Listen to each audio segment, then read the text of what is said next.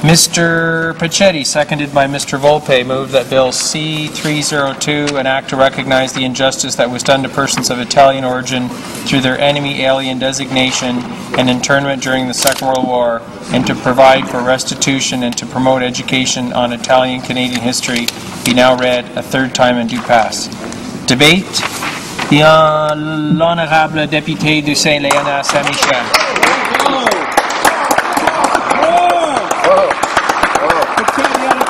I wish I was this popular at home. Merci, Monsieur le Président. Je vais juste le répéter en français. Comme vous l'avez déjà dit en anglais, ce projet de loi, c'est une loi visant à reconnaître les injustices commises à l'égard des personnes d'origine italienne en raison de leur désignation comme sujet d'un pays ennemi et de leur internement durant la Seconde Guerre mondiale, à prévoir une indemnisation et à promouvoir l'enseignement de l'histoire italo-canadienne. Mr. Speaker, it's a pleasure for me to rise on this. This is the first hour of the third reading. Selon la tradition parlementaire, les débats en Chambre risquent toujours d'être répétitifs, mais je vais essayer aujourd'hui de ne pas répéter ce que j'ai dit dans mon discours au Parlement durant la deuxième lecture. Ça va être difficile. Je vais aussi peut-être expliquer le projet de loi facilement juste en lisant le sommaire. Le texte a pour objet de reconnaître le traitement injustice subi au Canada par les personnes d'origine italienne durant la Seconde Guerre mondiale, bien qu'elle ait contribué au développement du Canada et qu'elle continue à le faire, et de leur présenter des excuses à ces égards. Le texte prévoit aussi une indemnisation pour compenser l'injustice subie. Elle servira à l'élaboration et la production de matériel éducatif portant sur l'histoire des Canadiens d'origine italienne et promouvant l'harmonie ethnique et raciale, ainsi que d'autres projets agréés par le ministre du Patrimoine canadien en collaboration avec une fondation éducative établie à cette fin. Alors, Mr. Speaker, I want to just begin by saying that this apology is long overdue. Et il est ici question des injustices qui furent commises durant la Seconde Guerre mondiale à l'égard des personnes d'origine italienne, mais canadiennes, sauf en raison de leur désignation comme sujet d'un pays ennemi. Now, there is no question here about the internment actually happening. There are some questions as to actually the number of Italians that were interned. If you do some research and you do a bit of reading, not all the documents are in order, so there's numbers that have been thrown out there, and there are numbers of up to 6,000 people that were arrested after the internment happened. Aucune n'a jamais été accusée. Personne, Monsieur le Président. Not one person was ever charged. Now, some people were arrested. They were simply held overnight, and some were held up to 3 or even 4 years in prison camps. So there's extremes from one end of the spectrum to another. Some people were fingerprinted and then had to report to the police station on a weekly basis. Some of these registers were lost, so that's why we can't have an accurate count of how many were actually affected. The only count that we actually have are the ones that were held up in Petawawa. They were taken as young as 16 years old and as old as 70. La plupart des personnes arrêtées étaient des hommes, mais il y avait aussi, Monsieur le Président, des femmes. And in some cases, some were picked up in the middle of the night and taken 3,000 miles away. So imagine that, Mr. Speaker. And of course, not all were Italians. Some arrested simply because they had a name ending in a vowel. Exact number of people held in internment camps is unknown, but we know roughly 700 were held only in Petawawa. But there were some others detained in 3 other camps. There was one in St. Helens Island near the island of Montreal, and there were 2 other camps in Atlantic Canada. My understanding is there was one in Fredericton and one in Nova Scotia.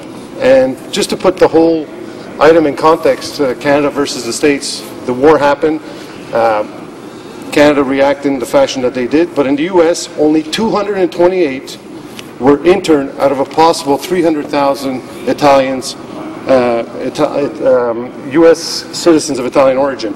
Whereas in Canada, those of Italian origin estimated to be about 112,000, roughly 40,000 born in Canada, and as many as 30,000 were on an undesirable list.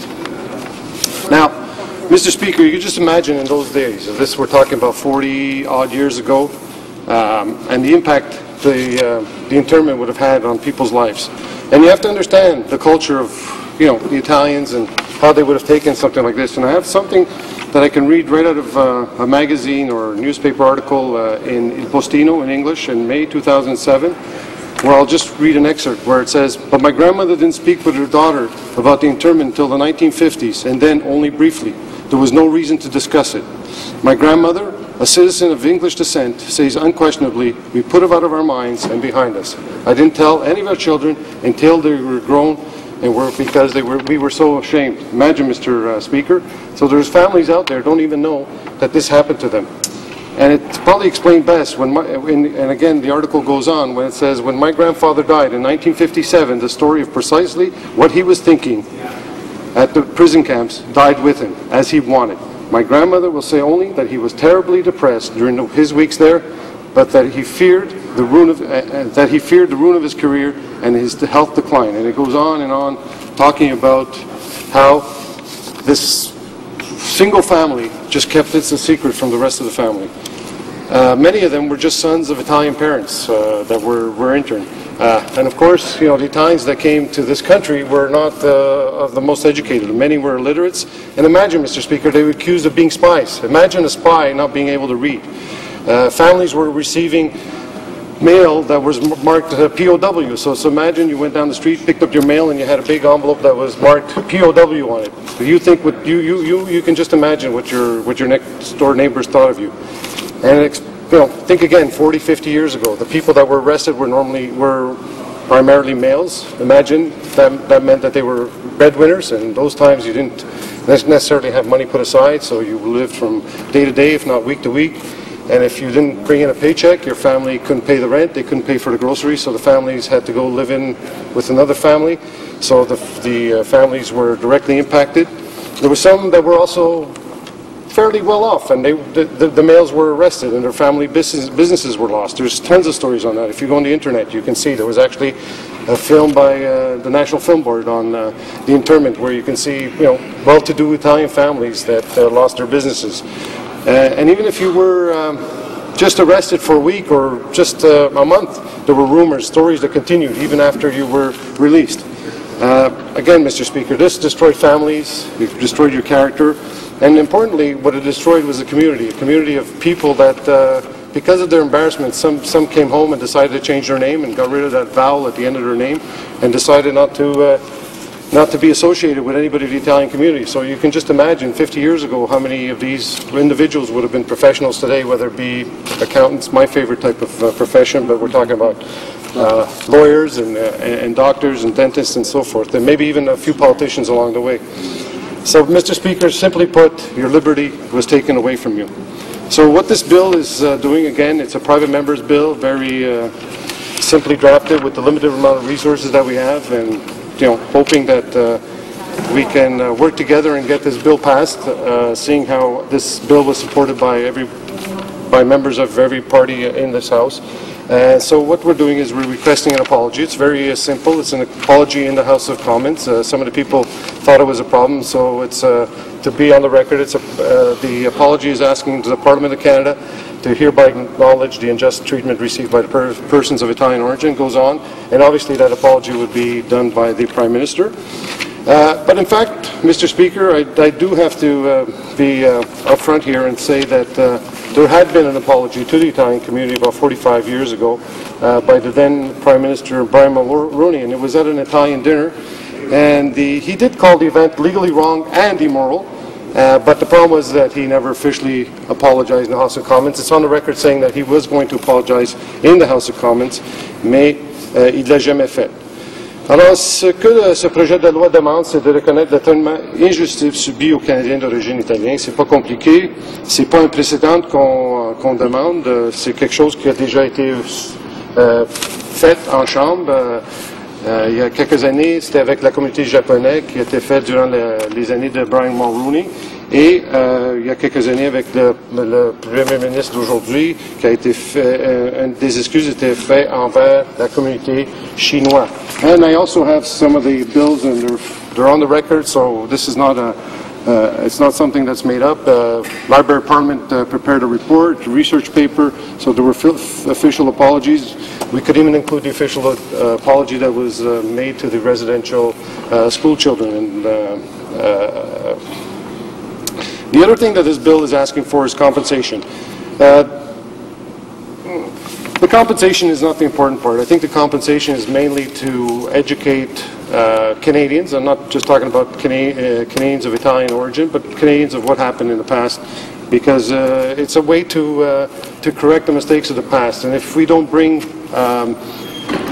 if we don't keep those, I'm not going to say memories alive, but if we don't find a way to educate our young people, because that's what I'm getting these days. In my office, I'm getting Italians of third and fourth generation asking me about the internment. They understand that I have a private members bill. There's actually been a couple of students that have actually won awards across Canada doing a project on the internment, and they're astounded that most people my age, Mr.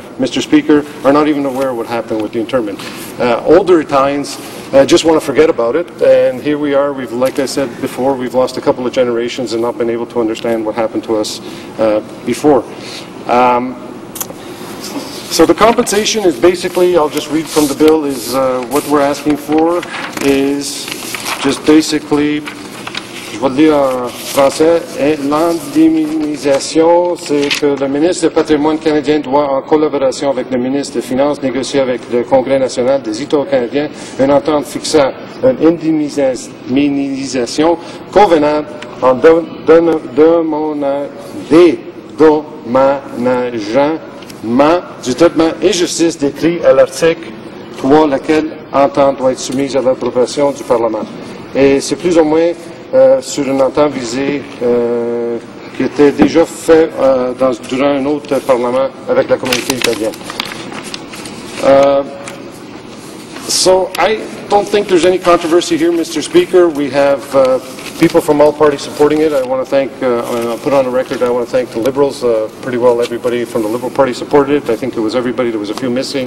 The NDP, of course, and the Bloc Québécois, very supportive of the bill, not only through their voting, but also in committee and also through issuing press releases, trying to force this government to get their act together and just getting this bill through so we can send it to the Senate and move on with history. I did attend a couple of the meetings when this particular bill was studied in committee, and we heard from different Italian associations or organizations. There was the Canadian Italian Business Professional Associations, we had the national chapter, and we had some local chapters. We had the Fondazione Comunitaire Canadienne Italienne du Québec, we had the Orders of Sons of Italy of Canada, we had the National Congress of Italian Canadians, we had the national and the Quebec chapter. And Mr. Speaker, those were the four organizations that actually signed an agreement with the Government of Canada 3 years ago for some type of, 4 years ago for some type of restitution in the ballpark around $12.5 million. But the Minister of Heritage could negotiate that part of the deal. And not only do we have full support from these four national organizations, we added another one, which was Casa d'Italia, which was the first community center in Montreal, where the Italians congregated and were probably the most affected during the time of the internment.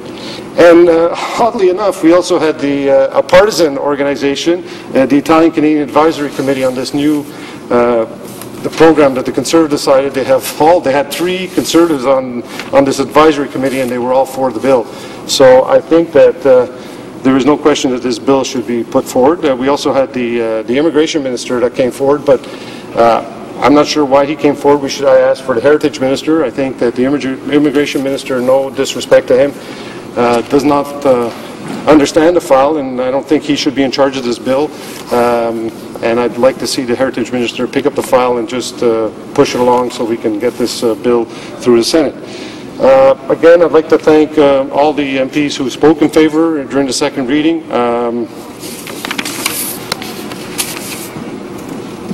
And I think that's it, Mr. Speaker. I leave it to the members for questions and answers, and thank you, Mr. Speaker.